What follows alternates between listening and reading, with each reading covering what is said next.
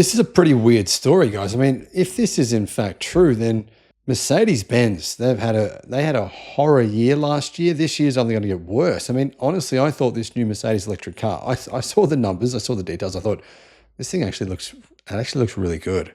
And now I'm reading what's happened, and it's going to be an absolute nightmare.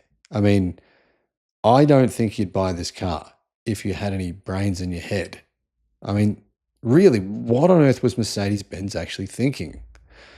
Hello, my friends. Welcome to the channel. I'm Sam Evans. You're watching the Electric Viking. This is going to be a bit of a disaster. The new Mercedes-Benz CLA, it first of all doesn't look good. To be honest, that probably doesn't matter to a lot of people. But to me, it's not the big problem with this car. But yeah, it doesn't look good. Its interior is filled with screens. The interior doesn't look great either. Anyway, it's a new EV, and it does look like it's got a fair bit of range, which is a positive. So that's what I was thinking, guys. I'm seeing the range. I'm thinking, okay, 800 volt architecture. This thing's going to be able to charge really quickly, 320 kilowatt DC fast charging. But a new report from Ward's Auto says it can't use 400 volt chargers. Non-compatible stations include 50 kilowatt public chargers, a large portion of Tesla's current supercharger network.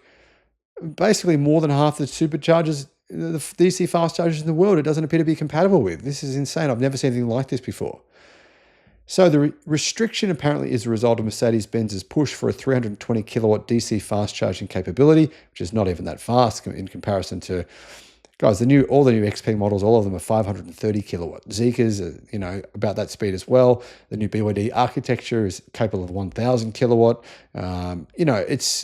It's sort of still a little old school. Even though it's good, it's still a little old school in comparison to them. So it's not really an excuse to make it non-compatible with other chargers. So how fast can it actually charge? Well, the charging speed isn't that quick either. 10 to 80% takes 22 minutes. That's longer than my car, which has been replaced, superseded.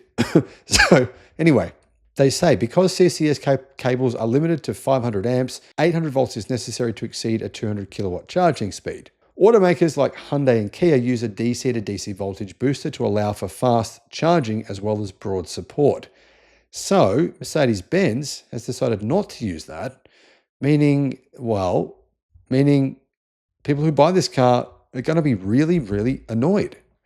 Mercedes have declined to say why they didn't include a voltage booster in the CLA, and they've not responding. People are saying, the media is saying, why did you not do this? People are going to be rocking up to a charging station, trying to plug it in and won't be able to charge.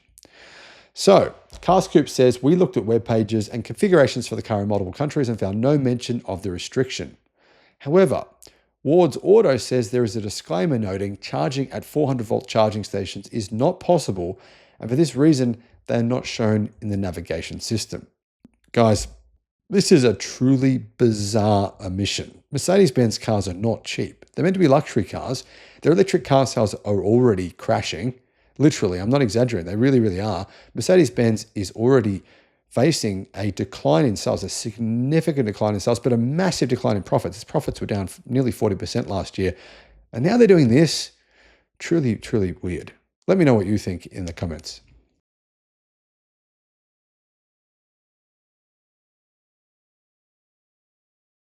After firing 20,000 staff only a couple of years ago, media from Germany said Mercedes-Benz is planning to fire a further 16,000 in much-needed austerity measures. The dominoes are beginning to fall. Mercedes-Benz has revealed it needs to cut costs by billions of dollars every single year. As a result, there is a secret plan that's been revealed by certain sections of the German media saying that Mercedes will fire approximately 10,000 staff. Hello, my friends. Welcome to the channel. I'm Sam Evans. You're watching the Electric Viking. Great to have you with us. Thanks for supporting the channel. Now, of course, there is a crazy situation going on right now between the Volkswagen Group, Porsche SE, I should say, and unions. The unions are saying no changes. Nothing is going to change. You're not firing anyone. No factories are closing. And of course, the Volkswagen Group are saying, no, we have to. We can't pay the bills. As in, really, we have to. Talks stalled at 12 p.m. last night. They're meant to resume this morning at 9 a.m. But Mercedes-Benz is the next manufacturer to reveal that it's facing some pretty major issues as well. Back in 2019, Mercedes revealed that it would cut 10,000 jobs over the next couple of years. Daimler's Director of Labour Relations and member of the Board of Management, Wilfried Porth, announced that the total number worldwide will be in the 5 digits in a teleconference call with the media. The announcement of mass layoffs came 2 weeks after CEO Ola Källenius announced to the surprise of investors in London that the company would implement an austerity program to reduce personnel costs by 1.4 billion euros. After 2 profit warnings in recent months, Källenius promised shareholders and investors he would do everything necessary to increase their returns. And, well, this is what Mercedes-Benz are doing again.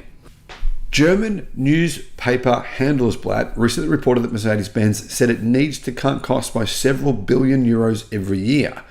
The company has not specified at the time, didn't say how they're going to cut all this money, how they're going to reduce spending, how they're going to actually implement an austerity program. But it's certainly necessary. Why is it necessary? Well, Mercedes-Benz, their sales are in decline.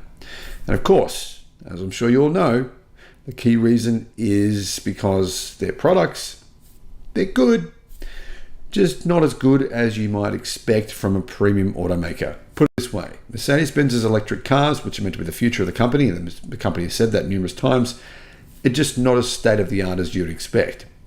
Numerous tests by journalists and media show that, they're okay, not bad. Certainly not worth the hundreds of thousands of euros or dollars Mercedes-Benz is asking for them. As a result, their sales in China and many other places are beginning to decline. There's certainly some concern at Mercedes. Now, Handelsblatt said this: it's likely that most of the company's German employees will be able to hold on to their jobs even if these cost-cutting measures are implemented immediately. This is because of Mercedes-Benz's policy known as ZUSI 2030, which protects employees from compulsory redundancies until the end of 2029.